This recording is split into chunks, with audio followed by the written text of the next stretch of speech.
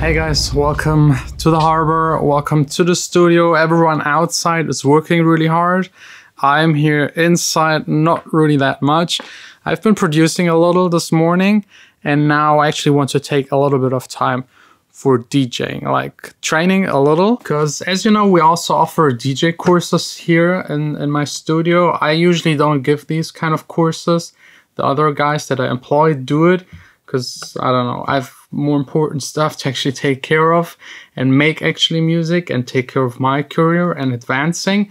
But today there's someone coming by that wants to learn how to scratch house music actually, which is something not a lot of people request and everyone else isn't really familiar with scratching.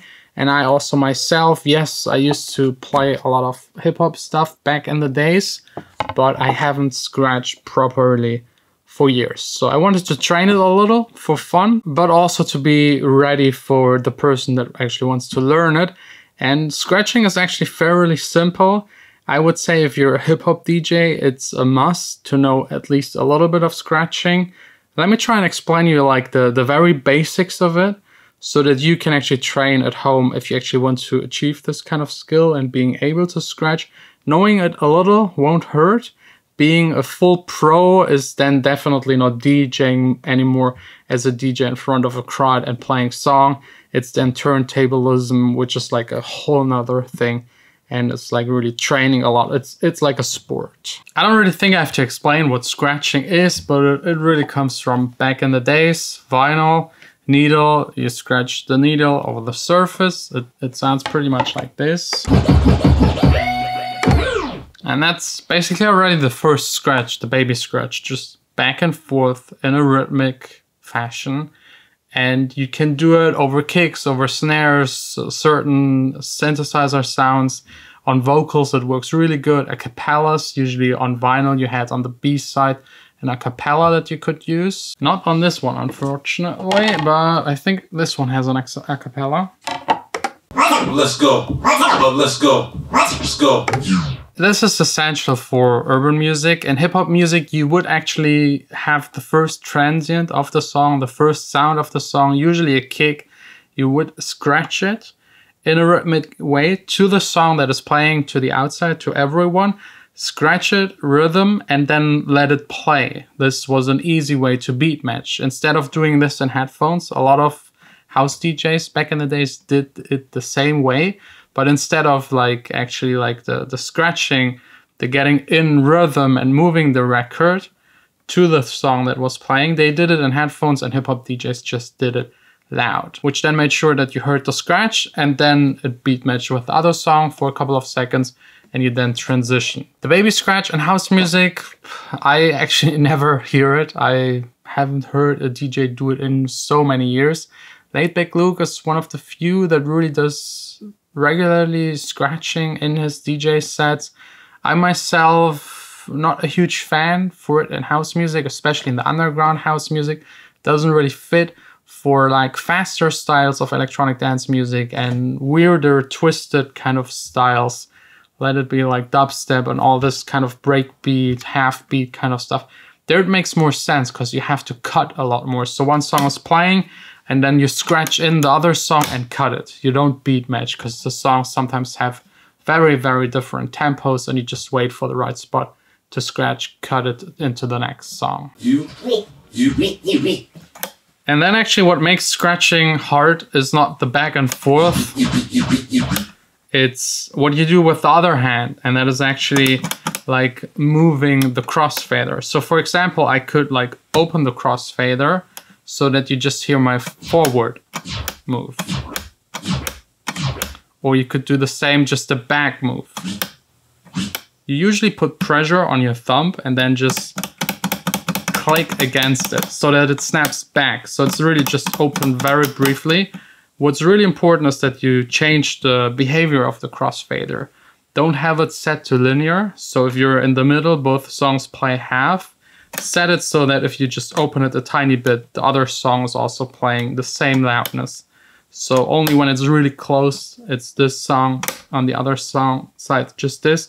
And everywhere in between, it's both songs. So that's the forward motion, same for back. And from this simple principle that you, with the crossfader, blend in and blend out sections of the scratch, you can have different patterns and rhythms of scratching. So again, you could open it up just to hear the forward motion, just open up to hear the backward motion. A little more complicated, and I won't be able to demonstrate it because I haven't trained it in years, is to actually just open the crossfader on the turning point. So instead of blending in the forward-backward motion, you blend in the motion where you switch from forward to backward. And you do the same on the other side where you switch again from forward to backward. Or there are some patterns where you do this like 4 or 5 times in between and just stutter through the scratch. Actually, my right hand is a little faster in doing so. Or you could just go through all of the fingers and be even faster. It's like, I haven't trained it in years, but it's like a very fast motion. And if you scratch during that, it really stutters the sound and gives you these kind of sounds. What's also really important is actually the source that you use to scratch. If you just use regular songs, they're not made for scratching, it will sound mediocre. Maybe you'll find a nice vocal, maybe you'll find a nice kick or a snare to actually scratch. But usually most of the people that do like really nice scratching, turntablist style, they have special vinyls or CDs or audio material that was made for scratching. So I've loaded onto the Denon player one of these scratch kind of sound libraries. I mean, it's like one of the most typical scratch sounds.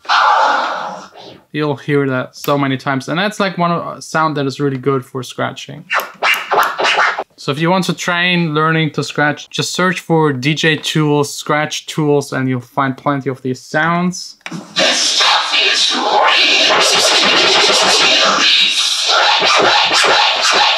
And that's already like the very basic principle of scratching. It's like the motion of the vinyl or the media player, back and forth usually, and simultaneously opening and closing the crossfader to blend in the forward, the backward motion, both of them, or maybe just the turning points or points in between. And they're way more complex kind of patterns where you just blend in the forward motion, stutter the back motion, double blend in with 2 openings, the forward motion again, then just the turning points, and all of these kind of patterns have names that I completely forgot and I'm not even able to perform anymore, but that's like the general principle. But does scratching really have a place in house music? In my opinion, no house DJ needs to know how to scratch. It's not necessary, no one will ask for it, no one expects it. And I think same as with effects, if you overdo the scratching, people will get annoyed. They come to party, they come to dance, they will enjoy a journey through sounds and spheres and like up and downs, breaks and drops. They will love that. But if you interfere with that too much with scratches, it will get annoying pretty fast. So me personally, the only scratch I actually use on stage while playing house music is the backspin. So one song is playing, both of them are beat matching. This one is almost over, and then to get rid of it, instead of just fading it out, you could actually just backspin it, and that's it. And that's actually not really a scratch. You just backspin, fade it out, and this way get an easy transition. So if you're interested in learning how to scratch, just follow these principles. There are millions and millions of more detailed tutorials online available, and just train. It's really something you have to train a lot. Like the movement, first getting, it's like playing the guitar. You need to train your fingers, your movements, learn this kind of stuff by heart and just train it and train it and train it. For house music, again, not that necessary. For hip hop music, you should be able to at least baby scratch into a beat match and then transition. And most hip hop DJs I know are actually performing a little more now with, for example, buttons like these here on the bottom, that they loop up different sections or maybe fire up some vocal snippets in between, and this way kind of make it more interesting. And if you heavily want to scratch and do like performances, it's really turntablism, and this will take you a long time to actually practice. And that's something you actually won't perform in a club. You will actually compete in competitions and not really perform for an audience. And it's also less combined with producing. Like music production and DJing on festivals goes basically hand in hand nowadays, but turntablism is like really an art form in itself. And I have the highest respect for it. I also always enjoy watching it, but if you take the picture or the video away of it and just let me listen to it, it's actually not that good. It's a little annoying because it's like overcomplicated. I think music should be easy and like straightforward. Anyways, let me know what you think about scratching of like music, in-house music. Is it necessary to know? Will you do it? Have you ever done it? What was the reaction of the crowd? Is it something you've never even thought about? Or are you heavily interested in actually learning it and maybe trying it out after watching this video? I hope we'll see us tomorrow back again here in the studio for another vlog. And yeah, that's basically it. Enjoy your weekend. Sign out.